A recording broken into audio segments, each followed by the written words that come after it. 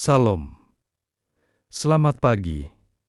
Saudara-saudariku, hari ini kita berkumpul bersama memperingati hari kematian Yesus di kayu salib. Sebelum kita merenungkan firman Tuhan, marilah kita berdoa terlebih dahulu. Bapa kami mengucap syukur atas hari ini.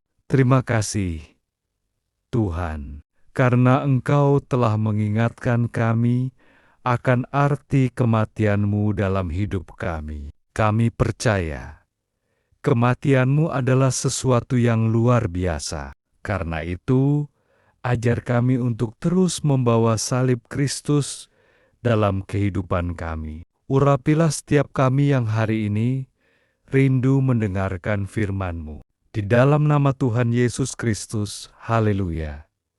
Amin. Saudara, hari ini kita diberi kesempatan oleh Tuhan untuk kembali merenungkan makna dari kematian Kristus. Mari kita membuka firman Tuhan dari Injil Matius 26 ayat 36 sampai 46 tentang Yesus di Taman Getsemani. Ayat 36 berkata, "Maka sampailah Yesus bersama-sama murid-muridnya ke suatu tempat yang bernama Getsemani. Lalu ia berkata kepada murid-muridnya, 'Duduklah di sini, sementara aku pergi ke sana untuk berdoa.'" Ayat 37.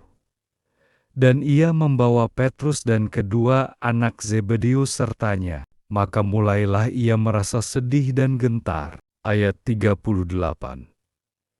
Lalu katanya kepada mereka, "Hatiku sangat sedih, seperti mau mati rasanya. Tinggallah di sini dan berjoga-jagalah dengan aku." Ayat 39.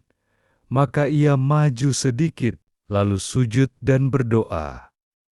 Katanya, "Ya Bapakku, jikalau sekiranya mungkin, biarlah cawan ini lalu daripadaku. Tetapi janganlah seperti yang ku kehendaki, melainkan seperti yang Engkau kehendaki." Ayat 40. Setelah itu, ia kembali kepada murid-muridnya itu dan mendapati mereka sedang tidur. Dan ia berkata kepada Petrus, "Tidakkah kamu sanggup berjoga-jaga 1 jam dengan aku?" Ayat 41, "Berjaga-jagalah dan berdoalah, supaya kamu jangan jatuh ke dalam pencobaan. Roh memang penurut, tetapi daging lemah."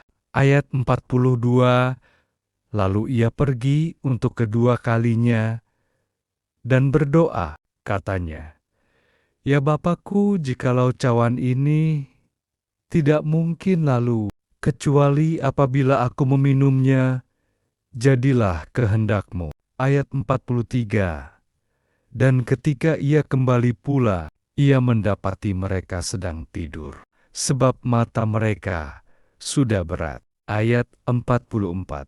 Ia membiarkan mereka di situ, lalu pergi dan berdoa untuk ketiga kalinya, dan mengucapkan doa yang itu juga. Ayat 45.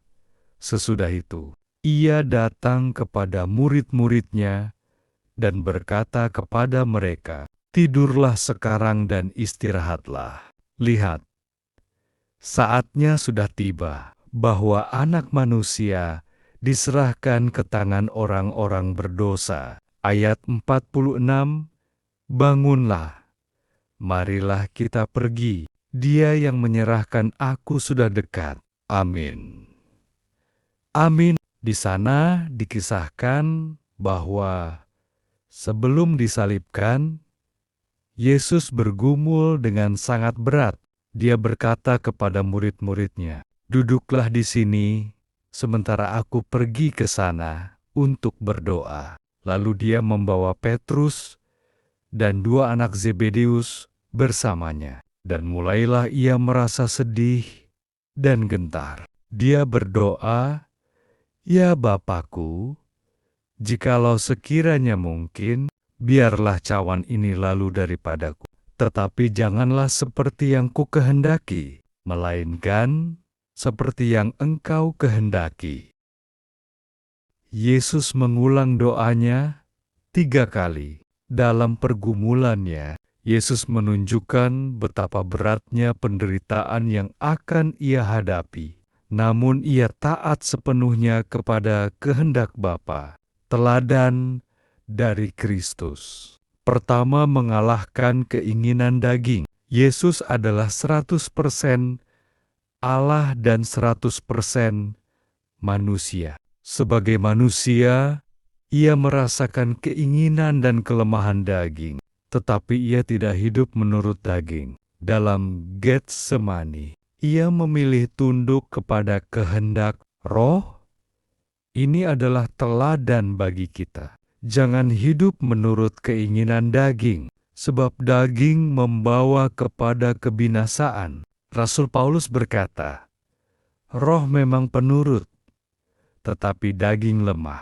Ia juga berkata bahwa orang yang hidup menurut daging tidak akan mewarisi kerajaan Allah.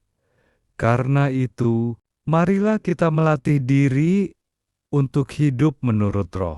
Kedua, menjalani kehendak Bapa, bukan kehendak pribadi. Yesus menunjukkan bahwa untuk menggenapi kehendak Bapa, kita perlu tunduk sepenuhnya kepada firman-Nya. Ia berkata, "Jadilah kehendak-Mu di bumi seperti di surga." Menjalani kehendak Tuhan seringkali tidak mudah. Ada air mata, ada pengorbanan, dan ada penderitaan. Tetapi inilah jalan untuk mengalami kemuliaan. Kristus memilih taat, walaupun itu berarti penderitaan salib. Ketiga, berjaga-jaga dan berdoa. Yesus juga mengingatkan murid-muridnya untuk berjaga-jaga dan berdoa, supaya tidak jatuh dalam pencobaan. Kita pun harus hidup dalam kewaspadaan rohani. Dunia ini penuh godaan, dan hanya dengan berjaga-jaga, kita bisa tetap kuat. Saudara, peristiwa kematian Kristus bukan hanya sekadar pengorbanan, tetapi juga teladan. Teladan untuk tunduk kepada kehendak Bapa, untuk mengalahkan daging, dan untuk tetap berjaga-jaga dalam doa. Mari hari ini kita belajar dari Yesus. Jangan biarkan keinginan daging menguasai hidup kita. Tunduklah kepada kehendak Tuhan, sekalipun itu berat. Karena di balik setiap ketaatan, ada kemuliaan yang Tuhan sediakan bagi orang yang setia. Tuhan Yesus memberkati. Mari kita berdoa. Tuhan Yesus yang penuh kasih, terima kasih untuk pengorbanan-Mu yang sempurna di kayu salib. Terima kasih karena melalui penderitaan dan ketaatan-Mu, kami menerima keselamatan yang kekal. Hari ini, kami telah merenungkan betapa dalamnya kasih-Mu kepada kami. Ajarlah kami, ya Tuhan, untuk meneladani hidup-Mu, mengalahkan keinginan daging, tunduk kepada kehendak Bapa, dan senantiasa berjoga-joga dalam doa. Kami sadar, ya Tuhan, bahwa hidup dalam ketaatan bukanlah perkara mudah. Tapi kami percaya, Engkau yang telah menang akan memberikan kami kekuatan untuk berjalan di jalan-Mu. Tolong kami agar tidak menyerah saat menghadapi pencobaan. Kuatkan kami untuk tetap setia, meskipun jalan yang kami tempuh penuh air mata dan pengorbanan. Biarlah hidup kami senantiasa menyenangkan hati-Mu dan menjadi terang di tengah dunia ini. Kami menyerahkan hidup kami sepenuhnya ke dalam tangan-Mu. Jadilah kehendak-Mu atas kami, seperti di surga, demikian juga di bumi. Dalam nama Tuhan Yesus Kristus, kami berdoa dan mengucap syukur. Amin.